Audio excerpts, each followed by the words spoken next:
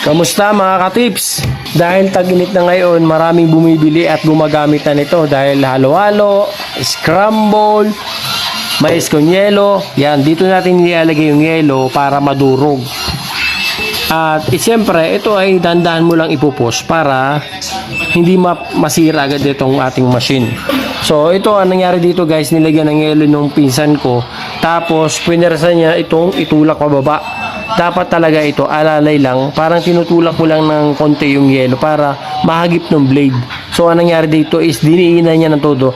Kaya naman nasira agad itong ice scraper natin. So, ngayon guys, binuksan ko na to. Hindi ko na pinakita sa inyo. Ayan o. Naka-screw lang naman to kaya napakadaling buksan. So, baba na natin. Tingnan nyo yung pinakang ilalim niya. So, bali ang nangyari guys, ito yung capacitor niya. Ayan o.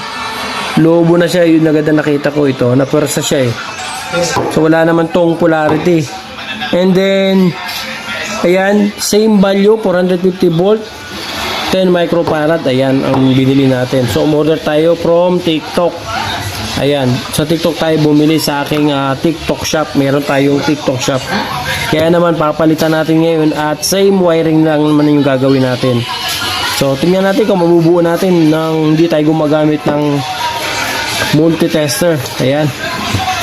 Wiring to wiring na lang to guys. So, konti lang naman yung mga wiring niya. So, wala naman ako nakikita sa wiring niya na problema. Medyo matagal na nga laang to. So, ayan. Tingnan natin. Bali, ito ang pinalitan ko.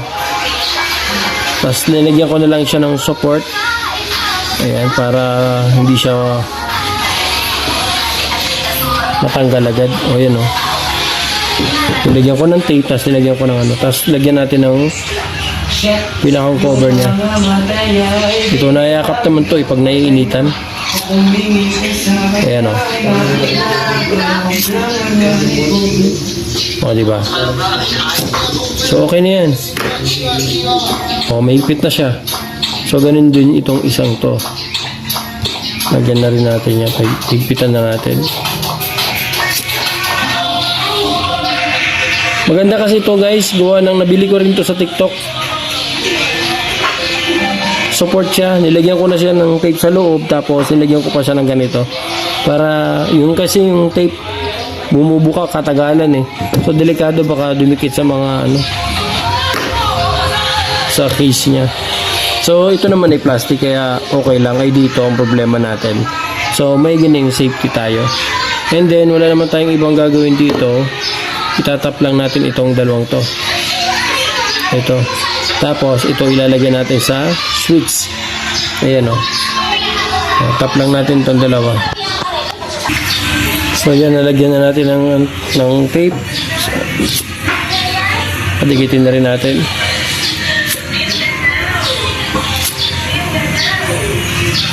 So, okay na yun. Okay, madikit na siya. So, ito, nilagyan ko lang ito para mga extra lang sa loob. So, meron na naman ito eh. So, halimbawa magkakat to, meron na tayo sa loob dun. And then, ito, lagay lang natin dito sa dito. Salpak lang natin yan. Yun. O, diba?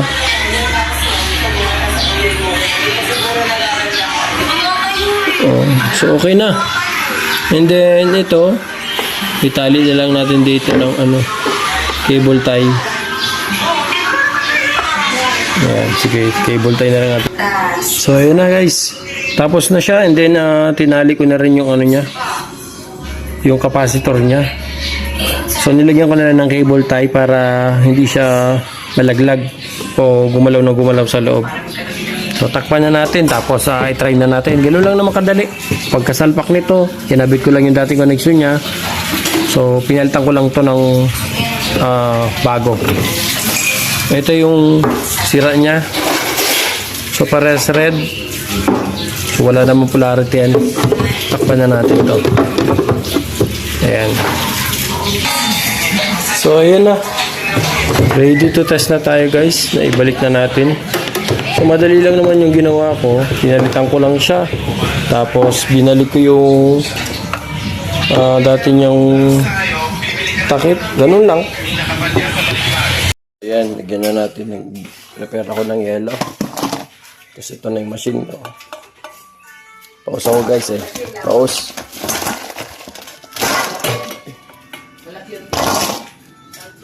So ayan o. Lagay lang natin dito. Tapos subukan na natin. Ganun lang kadali. Tapos tutulak lang naman ito. Hindi mo kailangan porsahin.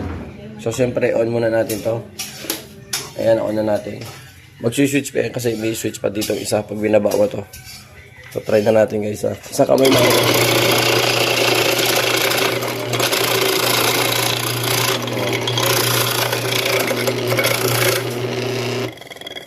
Ayun yung yellow niya. So, pwede pa tayo maglagay ng isang yellow. Hihit lang natin to.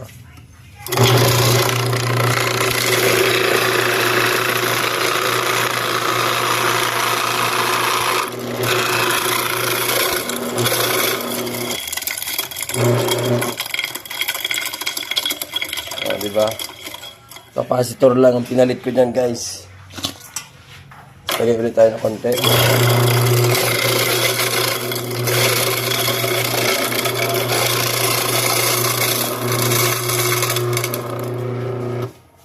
So ayan, okay na. Meron na tayong, pwede na tayo mag-mais kanyelo or halo-halo. So capacitor lang yung pinalitan ko. Kung ano yung dating connection ng capacitor, dun mo lang siya ilalagay din. Tandaan nyo lang pag baklas. So, ganun lang kadali. Tapos, yan. Ito. Lagay na natin dito. Isang malaking mug. Naglagay tayo ng mais. Meron tayo ubi. Nata de coco. Saging. At saka, ano yun? Pinipig kamuti. Pinipig kamuti. Tapos, bumili ako nito guys. Maraming beans. So, marami pang kulang. Mas maganda yung ubi na ano, yung gawa talaga, yung ubi alaya kung meron kayo pagkakataon. Mas maganda yung kaysa bumili na ganito, matigas to eh. Mas maganda yung inaayadyad, yung naluto talaga. Yun, mas recommended ko yun. So yun lang guys, halo-halo na tayo. So yan, pagka may sarili kang gawa, want to sawa ka talaga pag kumuha ka. At saka maraming beses ka pwede mag-halo-halo. Kasi kung bibili ka guys, mahal to sa labas. Tapos, tipid pa sila sa paglagay ng lahok. So, ganun yun. Pero kung may sarili ka, kahit araw-araw mag-halo-halo ka, pwede.